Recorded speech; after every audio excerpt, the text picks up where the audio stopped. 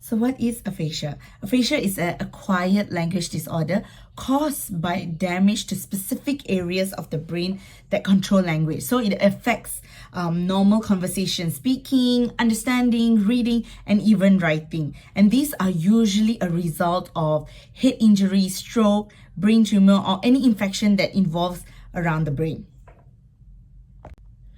When it comes to speaking, they find it difficult to find the right words, forming sentences or pronouncing words. For understanding, they have trouble understanding what is spoken and written language because sometimes when people speak, they are speaking too fast. It is too much for them to grasp in their head and to process it. And for reading and writing, they have challenges in reading comprehension and writing coherent text because all those words will be jumbled up and they will have a different meaning in their head. Now, there's two different types of aphasia that we are going to look to, which is Broca's aphasia and Wernicke's aphasia. Now, Broca is a non-fluent aphasia, meaning that it categorized by difficulty in speaking and forming sentences, but the person can usually understand the language that is used. But Wernicke's aphasia is a fluent aphasia, meaning the person can fluently speak but may produce nonsensical speech or have difficulty in understanding the language.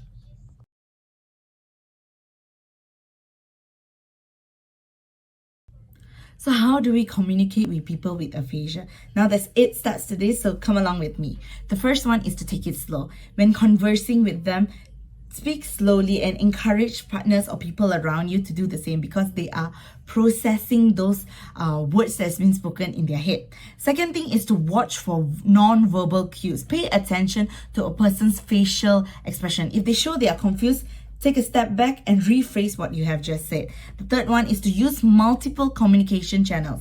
If they are not able to just speak, use gestures, write, draw, do something in communicating with them that's besides just speaking. And the fourth one is to phrase words into sentences. When repeating something, say it in a phrase or sentence. This helps a person with aphasia to use context and to identify the meaning of what is really being said. Number 5, check your understanding. Don't just simply nod at what they are saying. Paraphrase what you think they said and confirm back by observing their reactions. Number 6, simplify your speech. You don't need to use bombastical words when communicating with them. Keep the sentences simple and clear.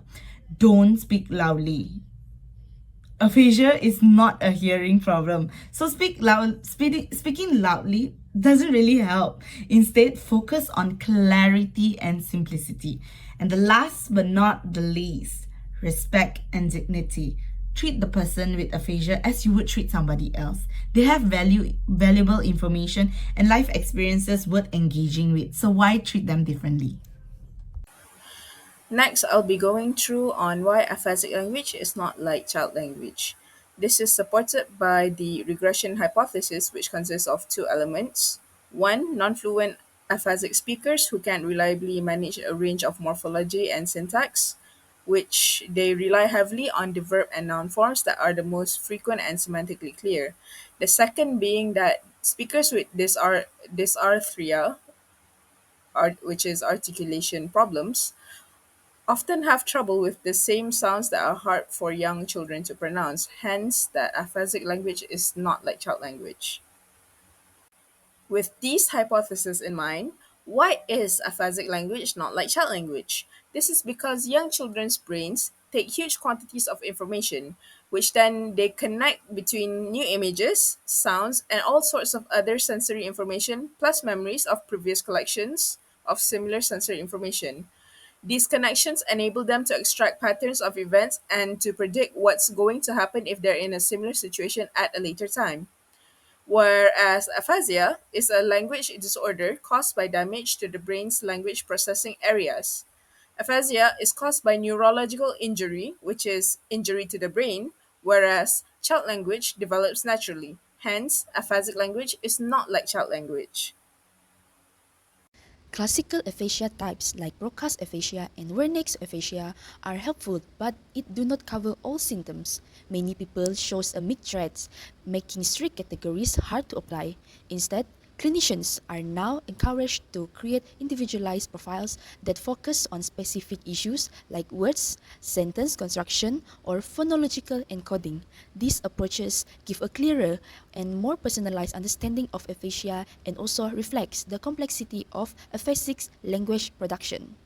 Traditionally, broadcast area was thought to control speech production and also grammar, but recent research shows that it also helps to resolve competition between different language options. Where next area was seen as mainly responsible for comprehension, but it also involved in finding and organizing words. Today, we understand that different brain areas, both for language and general functions, works together to produce speech. In aphasia, damage in broadcast area affects speech production, while damage in Wernicke's area makes speech less meaningful. This shows that language relies on many interconnected brain regions, helping explain why aphasia impacts both speaking and understanding language. Hello, I will be covering 6.4, which is figuring out the psycholinguists behind some aphasic speech production errors.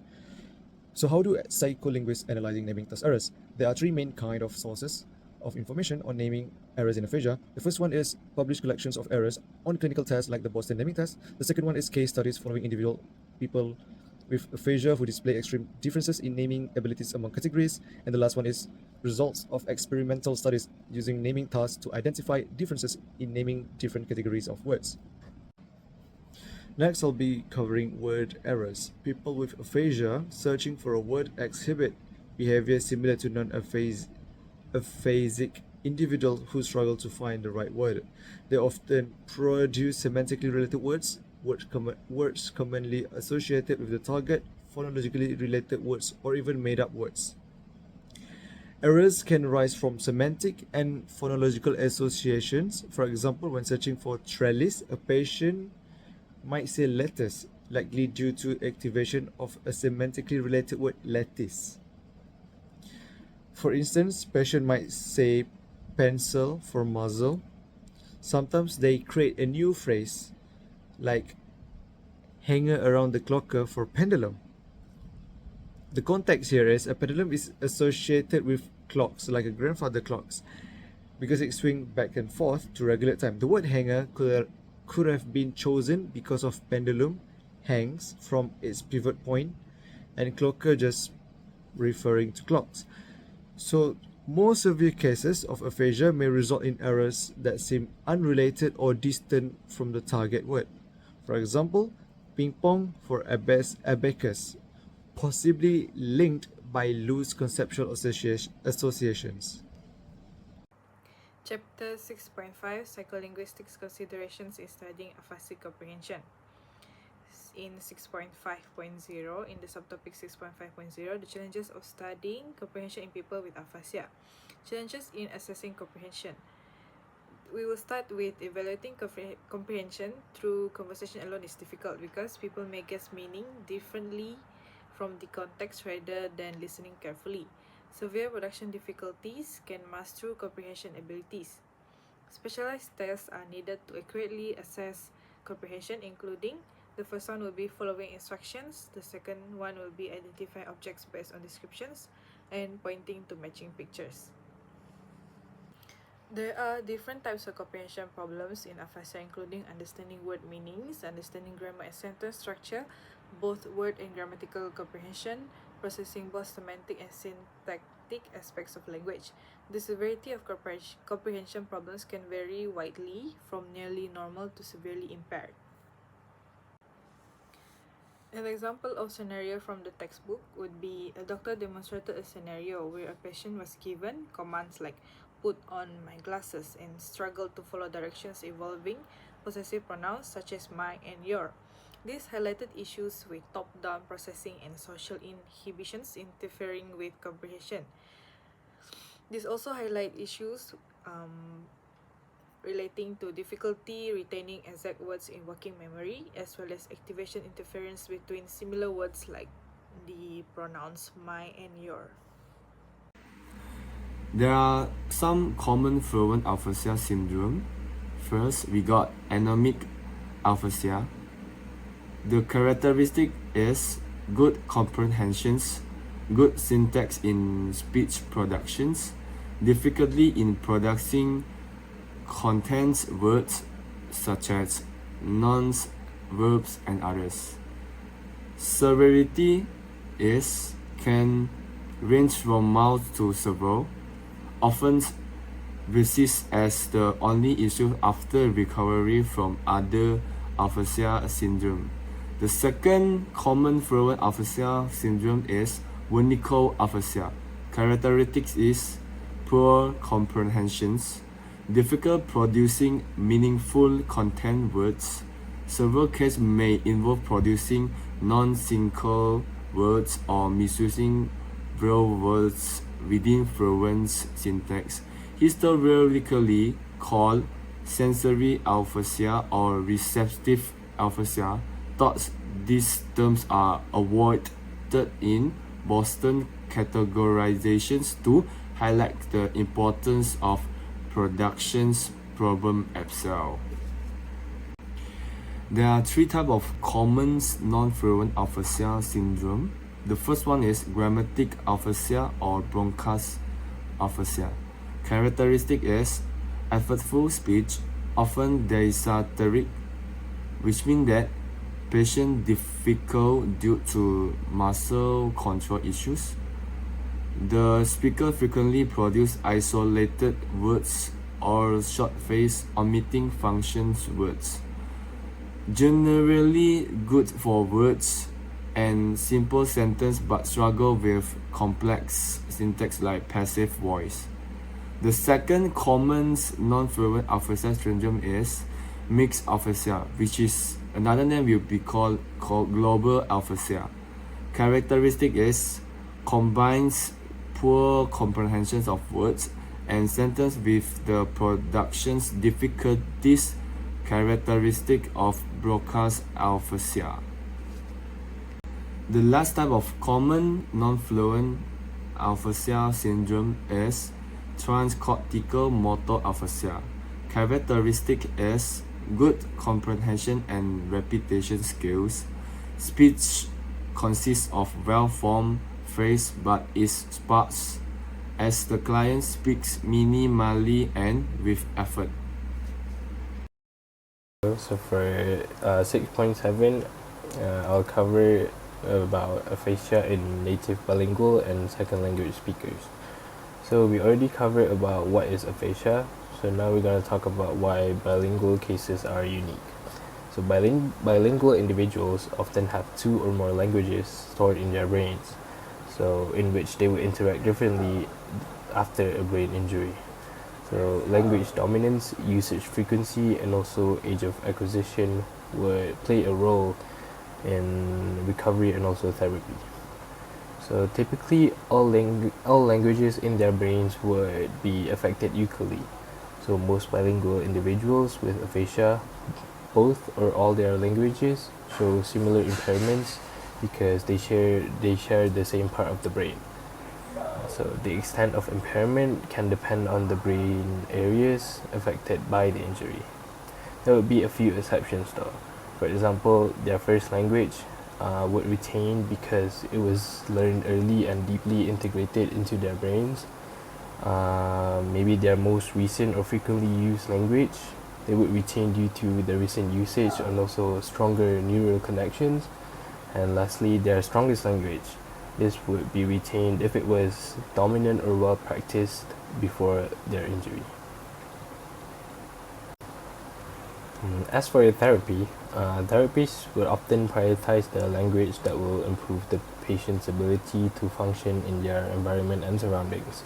So for example, if a patient in Malaysia is affected, the therapist would focus more on their Malay language rather than their English language, because that would benefit them more in their real life.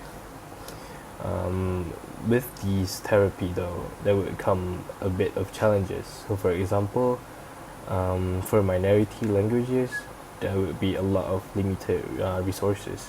So therapy materials for or professionals that are fluent in the required language may not be available, especially for less common languages.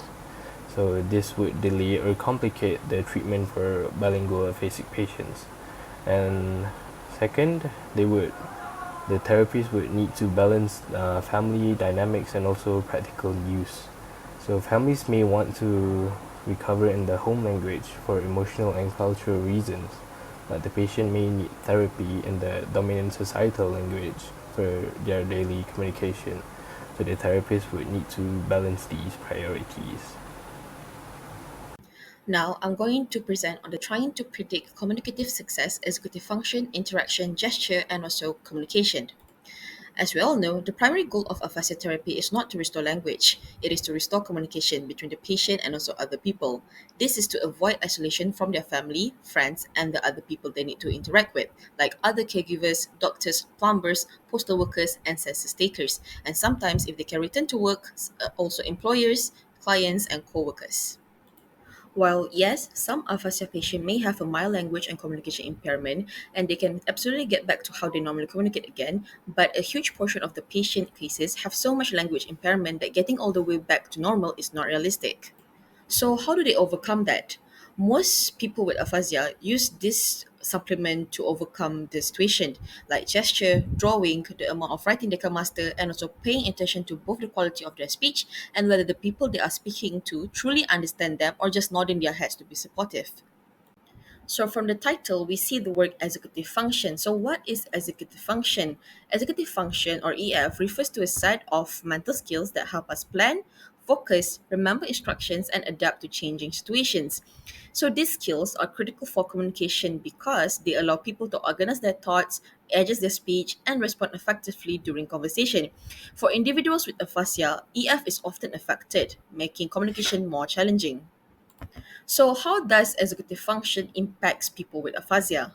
First off, we have planning speech, which is EF or executive function help organize ideas and turn them into sentences. In with people with aphasia, planning may be slower or less efficient, leading to pauses or incomplete sentences. Next, we have self-monitoring. Executive functions helps you check if you are saying what makes sense or if you have made an error. But people with aphasia may struggle to notice mistakes in their speech or correct them. The third one is adapting to breakdowns. So conversation don't always go as planned. So executive functions allows you to adjust when you are misunderstood or need to find another way to express yourself. But people with aphasia can make it harder to switch to a new strategy, like using gesture or rephrasing. And lastly is to stay on task. Executive function helps you stay focused during a conversation and not get distracted, but people with aphasia may cause difficulty maintaining focus, especially in long discussion. So why does it matter? So for individuals with aphasia, poor executive function can make everyday conversation harder even if their basic language skills are improving, and it may affect how well they repair communication breakdowns or use nonverbal strategies like gesture to aid their understanding. The significance of brain plasticity and its impact on therapy for stroke recovery and language disorders. Did you know for many years scientists believed that the adult brain was largely fixed, meaning it was unable to form new neural connections or adapt to significant changes? This perception suggested that once an individual experienced brain damage, such as from a stroke, recovery was limited to simply managing the aftermath rather than reversing it. However, late in the 20th century, research revealed a more hopeful truth, meaning that the adult brain retains a remarkable ability to recognize and adapt. This is also known as brain plasticity or neuroplasticity, which has revolutionized how we approach rehabilitation, particularly in stroke recovery and language disorders like aphasia. So, what is the role of plasticity in stroke therapy and overcoming aphasia, right? First would be the constraint induced language therapy, for short CILT, focuses on a verbal communication, encouraging patients to speak rather than rely on compensatory methods, which is like gestures or writing. This therapies highlight the power of deliberate practice, meaning practice going on in activating and strengthening the brain's unused or weakened pathways. It might be a very difficult process, often requiring many hours of intensive training, but the results can be transformative. Patients who engage in this therapist can recover significantly in demonstrating the brain's capacity for change even after years of a stroke. So therapy for aphasia leverages neuroplasticity by engaging the brain in exercises that strengthens existing pathways or create new ones to compensate for lost functions. A common problem in aphasia therapy, however, is the failure to generalize improvements from clinic to real life situations. For example, a patient might successfully know how to order food in therapy but struggle to do so in restaurant. And this is where AR or technology comes into play. So therapists are now exploring innovative methods such as visual reality, mock-ups of real-world environments like banks or grocery stores.